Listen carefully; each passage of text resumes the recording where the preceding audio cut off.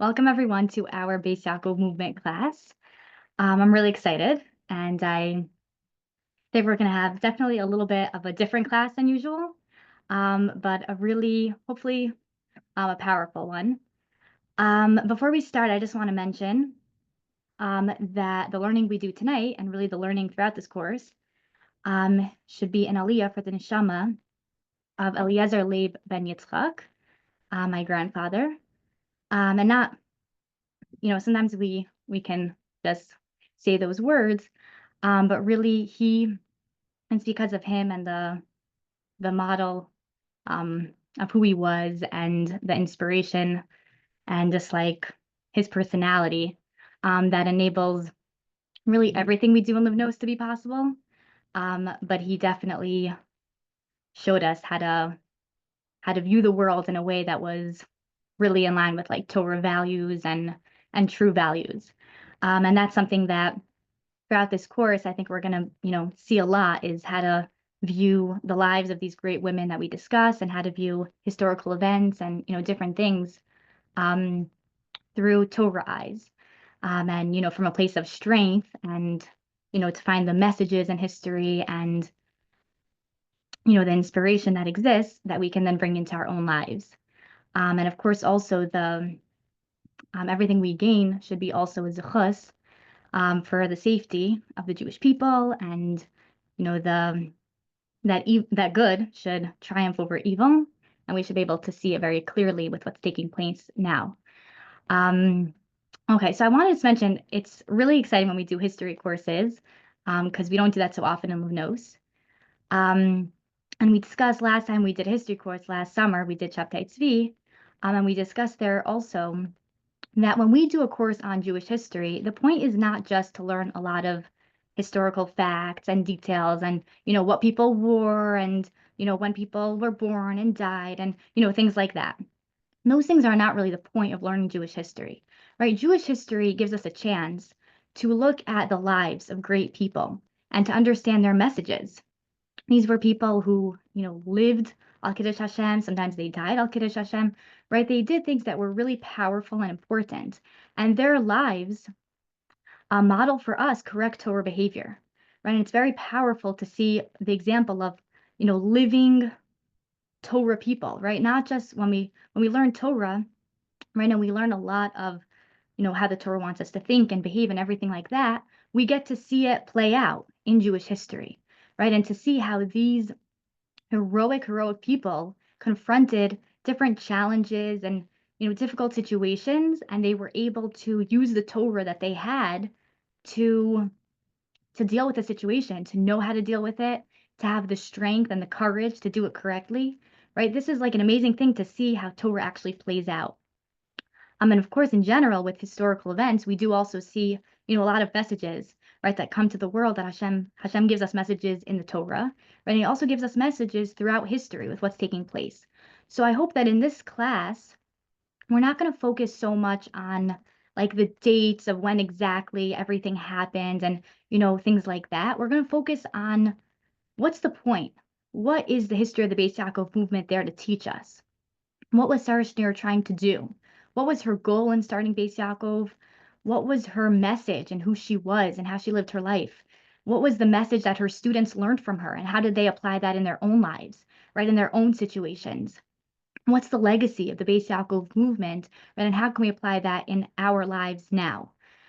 So I hope that that's what, when we study Jewish history, it's not really about studying history. It's about learning hashkafa. It's another source of hashkafa if we learn Jewish history properly. So I hope, Amir Tashem, this class will be worthy of being hashkafa class, right? And we'll be able to take from it things that are important for our lives, right? Not just things which are interesting, which I hope there will be a lot of things which are interesting, but it's about actually how we apply it into our lives.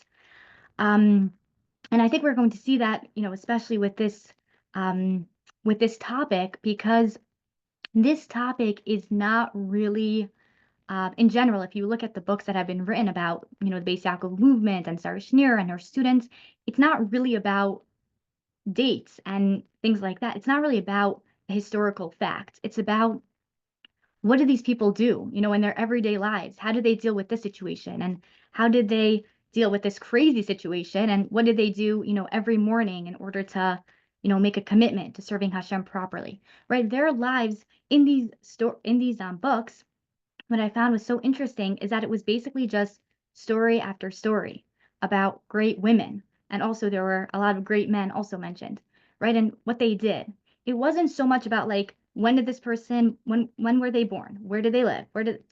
That doesn't really matter. It's about who were they when they were put in this difficult situation or an awkward, you know, interaction. Like, what did they do? How did they make people feel comfortable, right? How did they just, smooth things over, right? And it's amazing to see this is not a class about, again, history, right? It's a class about what does it mean to be a Jewish woman? How can we learn from these role models, right? How to be Jewish women.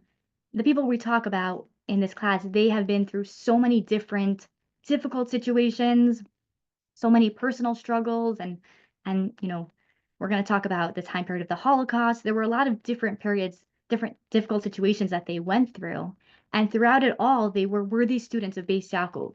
They did what a Bais Yaakov girl was supposed to do, what they had learned from Sarah Schneer. So that's really what we're going to discuss in this class. And it's important to recognize also going into it that when we talk about Bais Yaakov history, it's not a history of how different schools were established, right? A lot of times people, we think of Bais Yaakov as being like the schools. And yeah, they established Bais Yaakov schools, but it was more than just establishing a school. It was establishing a whole lifestyle.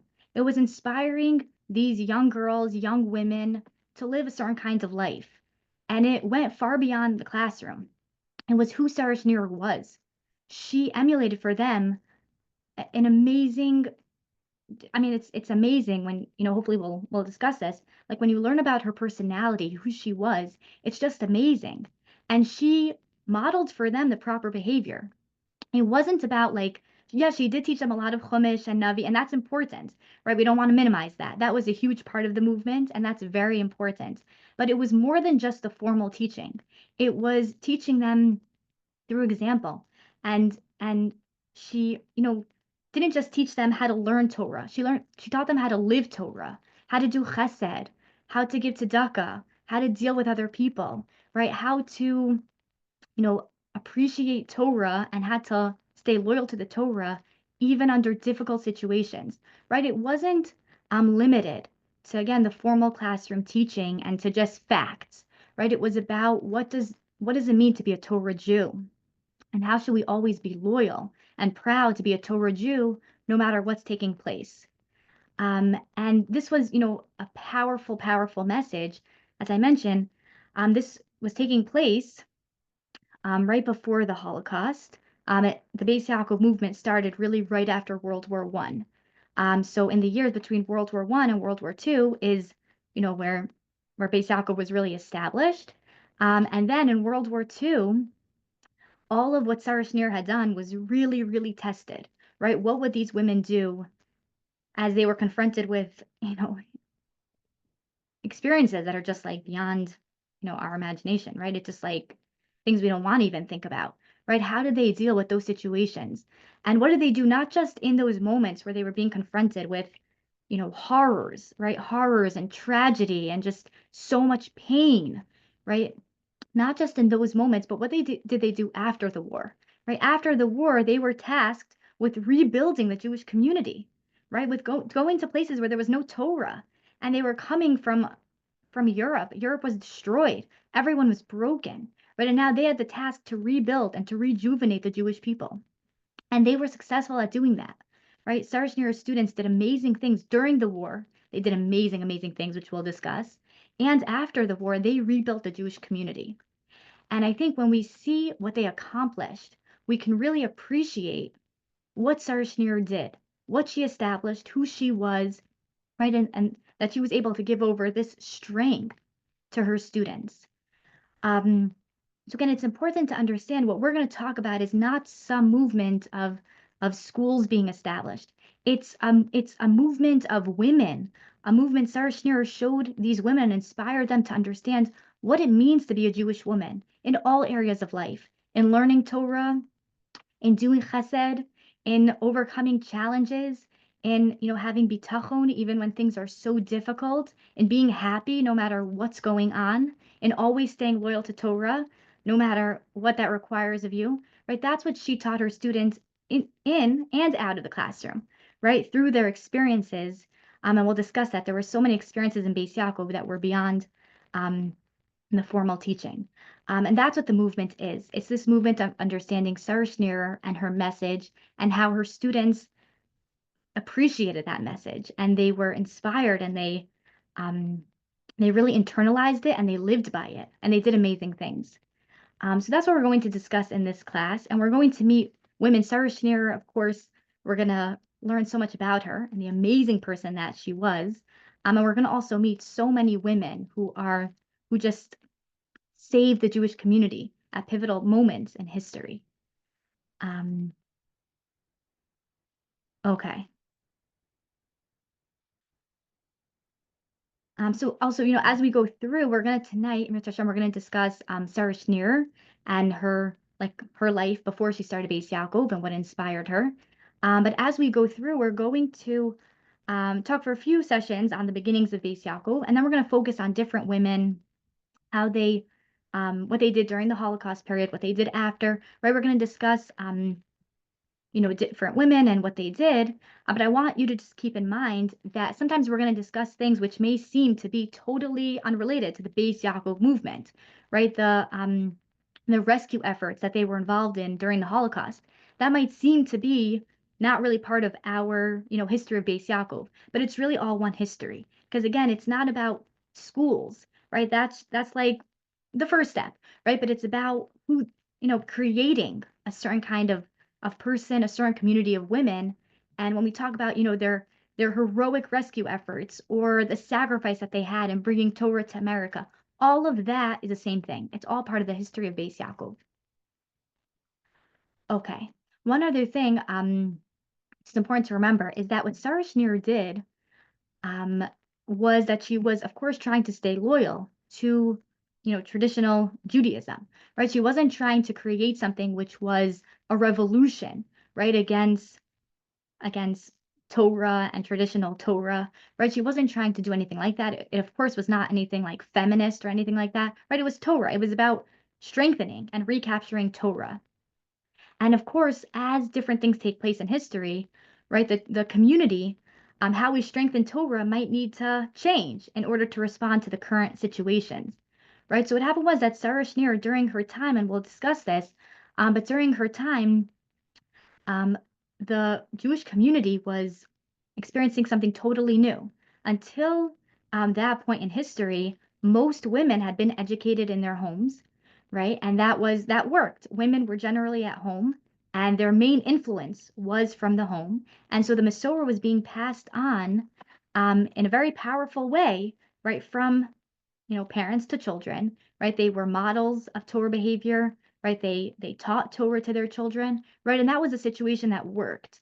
However, as we get into more modern history, right, all of a sudden the general community, right, not just the Jewish world, but in general, there's a restructuring of how the community works. All of a sudden, women, girls are going to school, right? And we're going to see that that was actually a law in Poland that girls had to go to school, they had to go to public school, and all of a sudden, women, their main influence is not coming from their home. Now they're being influenced by the outside world. They were going to public school. They were being taught by non-Jews. They were in class, their classmates were not in Jewish, right? It wasn't a Torah environment. They weren't being taught, high level of Torah, right? They were being influenced by the non-Jewish world. Whatever the non-Jewish world was, thinking about and obsessed with, that was what was making its way to the Jewish women as well. So this moment in history is when something changed, and Sarah Schneer noticed that, right? She realized that something had to be done. And so she did something amazing, right? And she made her own revolution, right? And she started this movement, right, of creating the Bais Yaakovs, right, and creating all these, clubs and different things for the girls, for the young women, right, and for the women as well. So that was an amazing thing that she did. And of course, it wasn't trying to, step away from what had always been, but it was trying to recapture and strengthen what had always been, even though there were new challenges, there were new situations, right? And so she took that, that step. She understood it was time to do something new, And so she did create something amazing, right? That was both new while being, traditional as well. Okay. Some of the sources that we're going to discuss and we're going to take our information from were written by Sarah Schneer's students, or sometimes her students. And I highly recommend these books. They're amazing. I'll also provide a list for you of the books, and we'll see as we go through. I'll mention some of them, so you'll be pretty familiar with them as well. Maybe you're already familiar with them with some of them. They are really all amazing. I highly recommend looking at them on your own, because even though we'll discuss in this class the Beis Yaakov movement, in general, um, if you read the firsthand accounts of these women who knew Sarah Schneer, and they themselves are the ones who went through the Holocaust and then rebuilt Torah in Eretz Yisrael or in America or wherever it was, they were the ones doing this. And when they talk about Sarah Schneer or their experiences in Beis Yaakov or their friends in Beis Yaakov, it's just it all comes alive, and it's just amazing to really see you feel the emotion that they're giving over. So I'll try my best to give over some of that emotion and that experience. But of course, to hear it from them themselves is really important. So I do recommend doing that as well. Some of the main sources on this topic and that I've used are, first of all, Carry Me in Your Heart by Pearl Banish, which is just an amazing book. And Pearl Banish was one of Sarah Schneer's students. She grew up in Krakow. She went through the Holocaust, and she um, wrote this book about her experiences, her friends' experiences, and how Beis Yaakov really prepared them for their lives and for transmitting the Masorah. It's just an amazing thing. So I highly recommend that. And also, Daughters of Destiny is also a great book. We did that in our book club at one point. I hope Carry Me in Your Heart maybe we'll do as well in our book club. Daughters of Destiny is an interesting book. I think it was an interview with a bunch of different women. And what they did was they tried to hear from each of these women how, about their lives, and each of the women who they interview, um, like impacted the Jewish community in an amazing way. In the 1900s, there was so much chaos, and so much was taking place. And the women and Daughters of Destiny were each women who, in some way, really contributed to the Jewish community. So a large part of the book is devoted to Sarah Schneer and her students. So there's definitely a lot to learn about the Beis Yaakov movement, but there's also a lot to learn about, again, about what it means to be a Jewish woman, how to confront challenges. Again, not just huge challenges like the Holocaust, but even day-to-day challenges, and, how to align our values with Torah values and with, with correct values, right, with Torah values. So that's an amazing resource as well, Daughters of Destiny. And as we go through in each unit, I'll mention, some of the books that I used on that topic. Okay, so before we actually get into the Sarah Schneer's life, I want to just read one story that Pearl Banish wrote in Carry Me in Your Heart that I thought was very powerful, and it gives us an idea of who we're talking about here and what we're talking about, right? I just said, a lot of words to discuss, how Sarah Schneer's life, the example that she provided for her student was so important and inspired them. But here we can see what that actually meant to her students. So let's look at this together.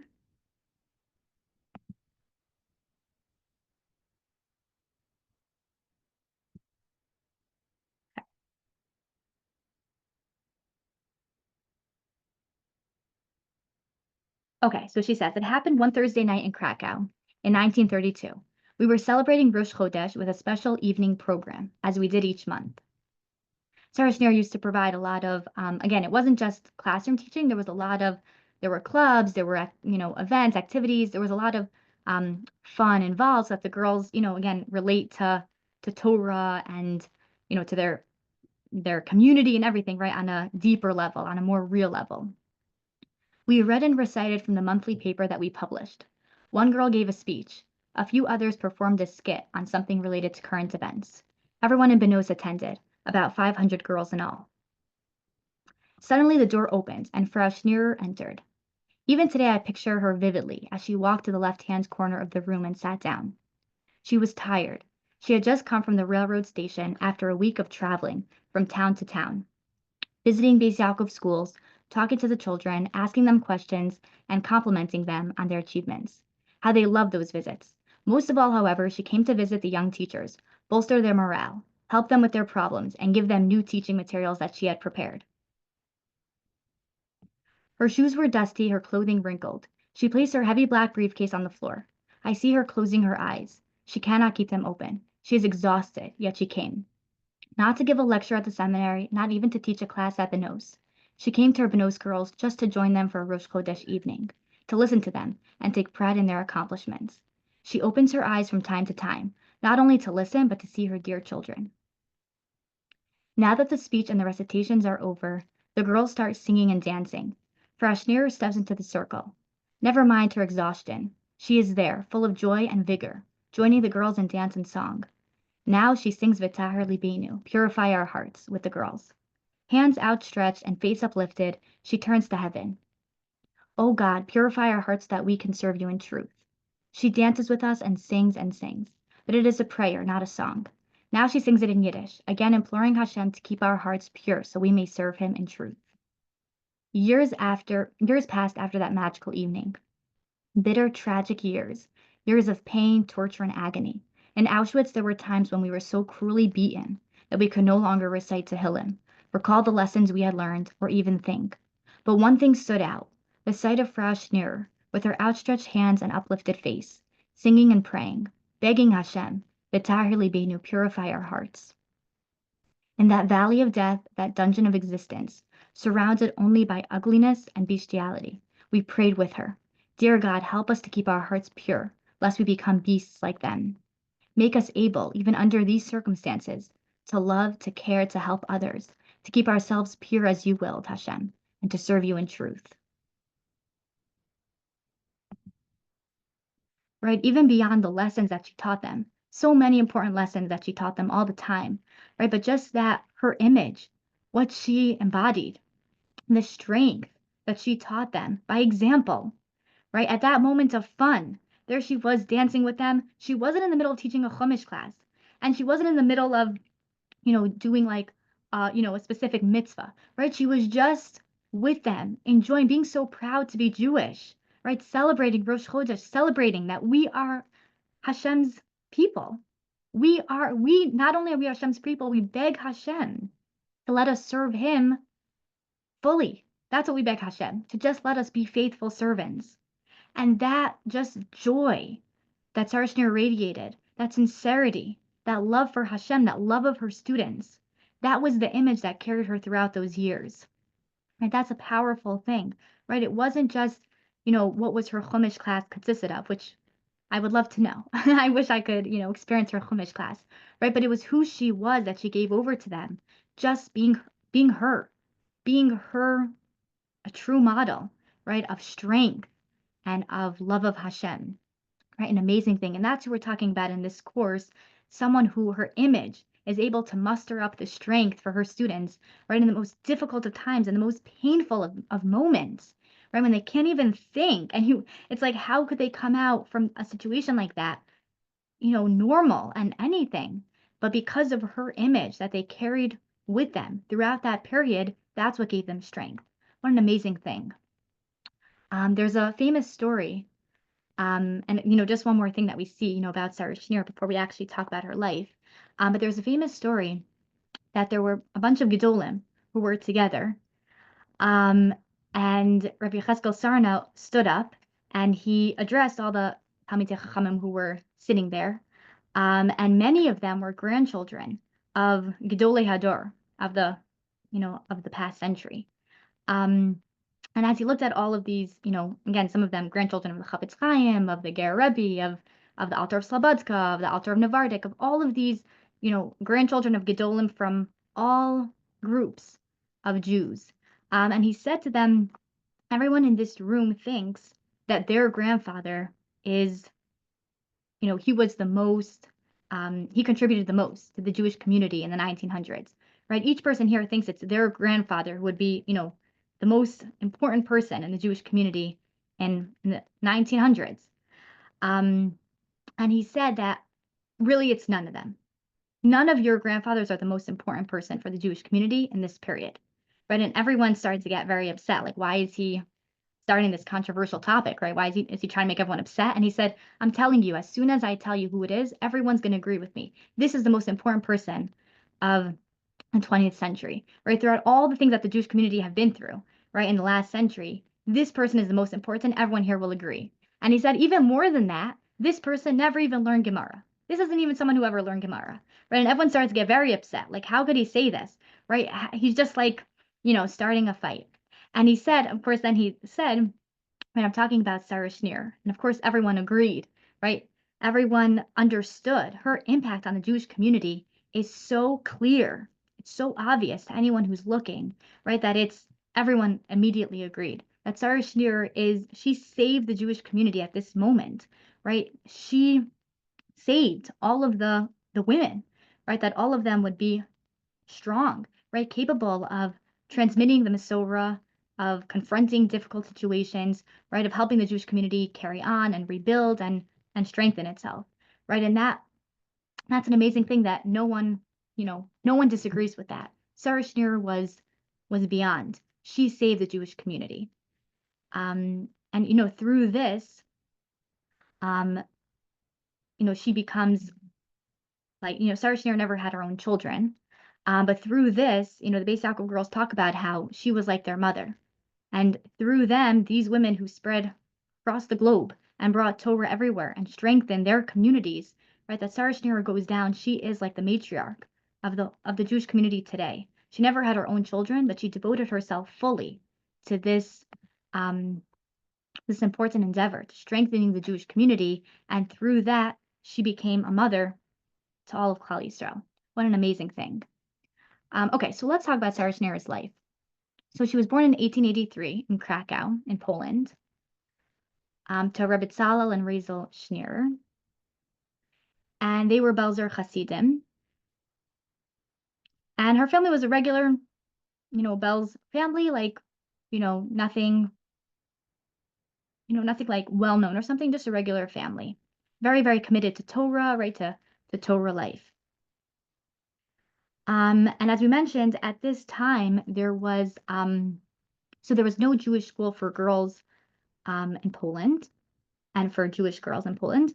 And they had to attend public school. That was the law. The law required them to attend public school. Now, Sarah Schneer herself, she was very intelligent and she loved to learn. And her parents would give her svarim to learn on her own. And she writes, she kept a diary. And so she writes in her diary about the different things that she learned and how committed she was to them. She was very committed to learning and learning impressive things.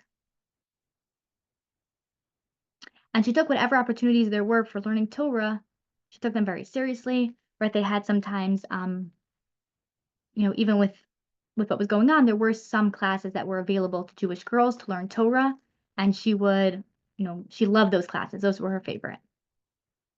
And also, she loved the beauty of nature.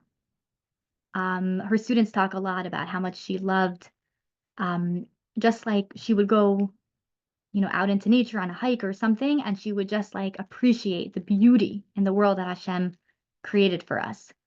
And she really handed that over to her students. Like they would also go on trips and they would just appreciate, right? To just take a moment and like appreciate Hashem's beautiful world, right? He created it for us so that we can appreciate it.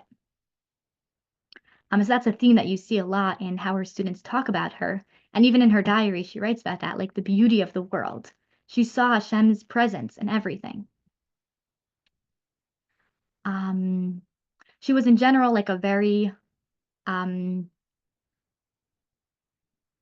she just had a deep love of Yiddishkeit, a real passion, right, for serving Hashem, for connecting to Hashem, right? Her friends could all see this in her, that she was very passionate and genuinely like excited. Like when they would talk about going on trips with her on the hikes, right? And she, they were all looking at nature, but she was like looking at Hashem's presence. She was just like very, very passionate.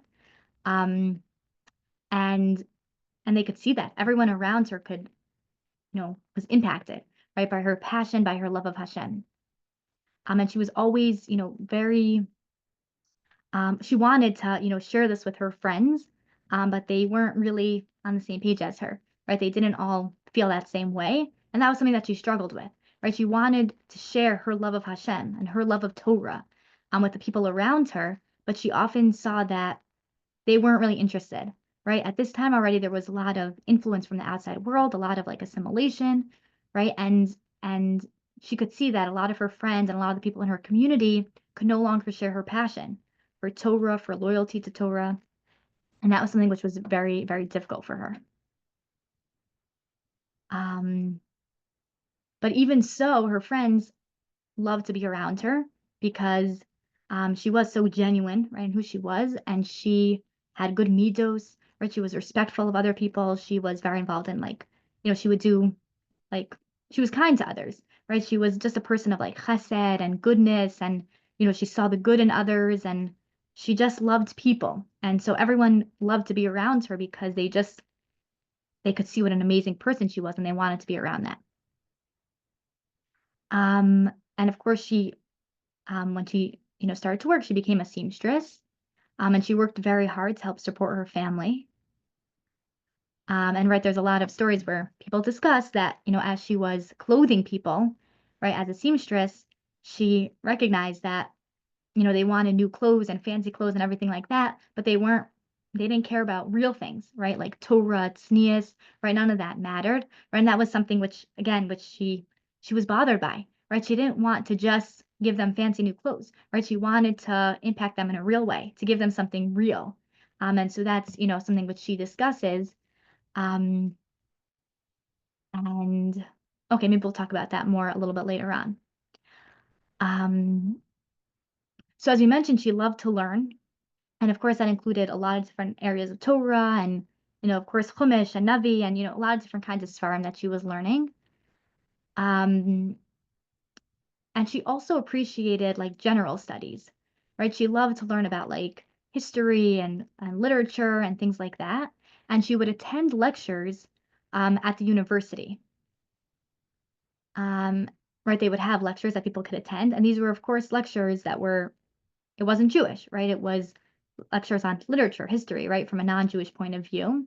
And at that time, because there was nothing specifically available for the Jewish community for, let's say a woman like her, so a lot of people were doing this. They would attend the lectures.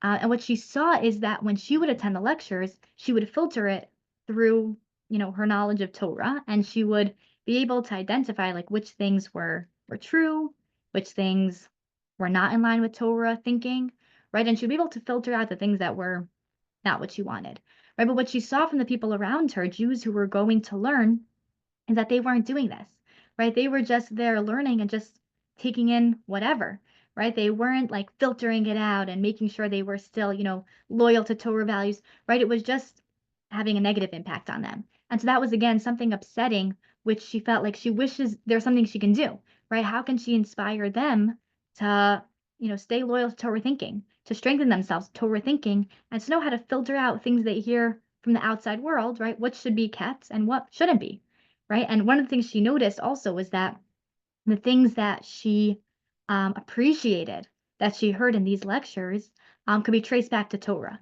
right? The things that were real, right, had a connection to Torah. And she wanted to be able to spread, real Torah ideas and give people, again, real wisdom, real knowledge, and also an ability to know how to, how to deal with other sources of knowledge. So that was something also that was, painful to her, right? Again, another area where she just felt like she wishes she can influence, and bring Torah to people who could use it. So that was, another area where she saw that.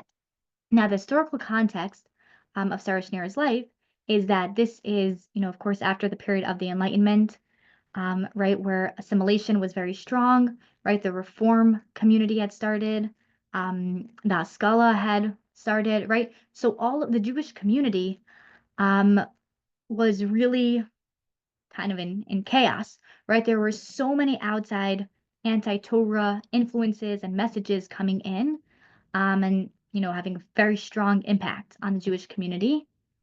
And of course, at this time, um, the Rabbanim, right, did different things to strengthen their communities, right? That was maybe at some point we'll have a class on that, right? All the different movements and methods that the Rabbanim were involved in order to strengthen their communities and to to keep them strong and loyal to Torah and knowledgeable in Torah and inspired to stay loyal to Torah, right? All of those things were taking place. Um, but what Sarah Schneer noticed is that this was generally geared more towards the men. The women didn't really have a lot of these sources of inspiration and strength. So the men, there were so many movements at this time, so many rabbanim who did amazing things to strengthen their community and who also were models of being proud to be Jewish and loyal to Hashem, right? Even during these, with these new opportunities and everything like that, there was a lot there. But the women were not being impacted in the same way, right? The men, they were in yeshivas, they were going to shul, they were doing all of these things, but there wasn't really a place for women to, a source of strength where the women were, right? They were going to public schools. Then there were all these, clubs and societies and things like this. Um, all these like new ideas that were taking place, right? There was like communism and Zionism and we'll talk about Zionism specifically, but there were all these different like ideas that were going around and there were all these different clubs. And these girls who were in public school all day would be invited, right, by their non-Jewish friends to join them in these different clubs. And the clubs were about things which were nothing to do with Torah and often anti-Torah, right? But definitely nothing to strengthen someone in the way of Torah. So she saw that there was this, contrast, right, between the men who were constantly being pulled back into a Torah community and being inspired and, had sources of learning and everything like that. And then the women who didn't really have a place in the community, right? There wasn't really a place. They weren't really being influenced anymore by their home, at least not primarily, right? They weren't really, their community was not necessarily the frum community, right? There wasn't really a place for them to be strengthened. So that's something that Sarah Schneer noticed, right? That again, there were a lot of things being done, but it was more geared towards the men, and the women weren't really being pulled back in to Torah and to the Torah community. Um, Now, I want to just mention that, like one of the people that Sarah Schneer will discuss this a lot throughout the course, she was very inspired by Rav Hirsch. And Rav Hirsch is one of the people who, was a major fighter on behalf of Torah Judaism, right, against reform. Um, and Rav Hirsch did a lot of amazing things, right? So I just want to mention someone like Rav Hirsch, he actually did establish a girls' school. Um, and as well as a boys' school, right? He established schools for the Frum community, and that did include schools for girls. And there were also, some other schools for girls as well, like the Tells community had the Yavna school system, right, which had a lot of different opportunities for girls and women to learn. So there were at this time individual communities that did, take active steps to strengthen the women and the girls, right? So I don't think we should, make it like no one did anything to help the women, right? Obviously, there were different opportunities for the women, but they weren't widespread, right? Rav Hirsch in his community, there was a girls' school, but it didn't mean that every community had one, right? Like Sarah Schneer growing up in her community in Poland, there were no girls' school, or no Jewish girls' school, right? So also, again, there were a few places that had it, but it wasn't widespread. Okay, something that's just important to remember. But we'll see also that Rav Hirsch, um, his teachings in general really inspired Sarah Schneer, but especially the fact that he had started a girls' school that, ultimately um, helped Sarah Schneer in her movement as well. Um, okay. And again, as we've mentioned, a lot of the part of the reasoning behind why the women weren't being specifically, addressed in this situation is because, again, in the past, women were generally educated at home, and they were not just like educated like in a formal sense, right? But they lived the Masorah, right? The Masorah was transmitted from their parents to the girls, and it was a very powerful thing. But again, at this moment is when that is no longer really a system that works. And that's partly what Sarah Schneer saw, which some people didn't seem to recognize, right? It seemed like it wasn't as obvious that the women, it wasn't enough to be from homes, it just wasn't going to be enough for them to stay strong against these very powerful influences, right? It was a time of a lot of just a lot of pull in different directions and so many exciting ideas, ideologies, right, that were like really pulling people, right, from all groups and, inspiring them again on behalf of like communism, right? But this wasn't, there was a lot of pull, right, to these women, and it wasn't enough that, the short amount of time that they spent in their homes, there needed to be something more. And that's what Sarah Schneer recognized. Now, even Zionism at this point, right, that was a very strong movement, which was attracting a lot of the Orthodox boys and girls. And in fact, Sarah Schneer was invited um, by, I forgot, like her friend or her cousin or something to go one Shabbos, and they were going to have like an Oneg Shabbos at one of the like Zionist youth groups um, in her community. So she decided to go. She had a deep love of Eretz Yisrael, and her students talk about that a lot, how much she loved Eretz Yisrael. And so she went to this club one Shabbos to see like, what it was all about. And she was so disappointed because she saw there a lot of Chilul Shabbos, right, on Shabbos. And here there was a lot of Chilul Shabbos in this event. And she was so like, horrified, right, that people who are claimed to like love Eretz Yisrael, and they were all these people that are so passionate about Eretz Yisrael, and yet they don't care about the Kedusha of Shabbos, right? They're missing the point. I mean, she just couldn't believe, like, how could it be that these people who are abandoning the Torah, right, would claim to do so, like, in the name of like Eretz Yisrael, right? It was just so like horrifying and shocking and disappointing, right? So she wanted to show, she also felt this feeling of like, I wish I could show them true love of Eretz Yisrael, right? True love of Eretz Yisrael includes Torah, right? And she was so just like shocked, like how could it, how could this be possible, right? To love Eretz Yisrael and not want to keep the Torah, it just doesn't make any sense, right? So these were some of the things that she saw, right? That was just like, here's this group, right? It's attracting the from youth and it's claiming like a value of like loving Eretz Yisrael, right? But it's so against Torah and it bothered her so deeply. Like how can she, someone needs to spread this message, right? That it's Torah, it's Hashem, right? Like that's all that matters, right? And again, this was something which like this is what was open to women is like all these societies, either totally non-Jewish societies, right? Or these societies which like claim to be Jewish, right? But really we're so against what true Torah is. Um, okay. And she talks, and again, a lot of this is not just from her students, but also a lot of it they take from her diary, where again she talks about like how can she spread to these young people who are so involved in so many things, but not Torah, right? How can she spread to them like the love of Hashem, the true king, right? The master of the world and love of Torah, right? That's the true value of life. And she just like, how could she do it? And she talks about that, like how can we spread this message? Um, Now a lot of this changed, um, really in her experiences during the period of World War One. She and her family fled to Vienna. And there she would attend on Shabbos the shul of Rav Moshe Flesh. And he was a student of Rav Hirsch, not of Rav Hirsch himself, but of Rav Hirsch's community. And he loved, he would learn Rav Hirsch's writings and he would give them over to his community. So the first Shabbos that they were there was Shabbos Hanukkah. And he spoke about Yehudis and the sacrifice of Jewish women in every generation to save the Jewish community. Right? And he talked in these terms about like the greatness of the Jewish woman and what she can accomplish. Right? And Sarah Schneer found it to be very, very inspiring. And as she was listening, she felt like if only the women in Krakow could hear this message, right, they would be so inspired, right? It would rejuvenate them, right? And as she was listening, she just kept thinking that, like, if only, I can bring these ideas back and spread them. And during this time that her family was in Vienna, she would go to the shul and listen carefully to his lectures.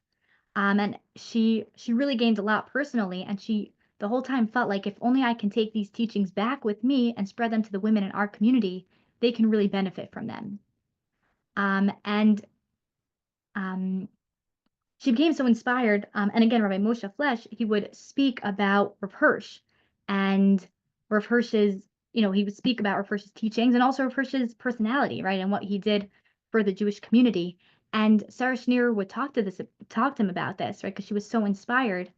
Um, and he would tell her about Rav Hirsch's Svarim and, and encourage her to get the Svarim for herself. And she actually, at this time, like would eat less in order that she could save enough money so that she could buy this Svarim.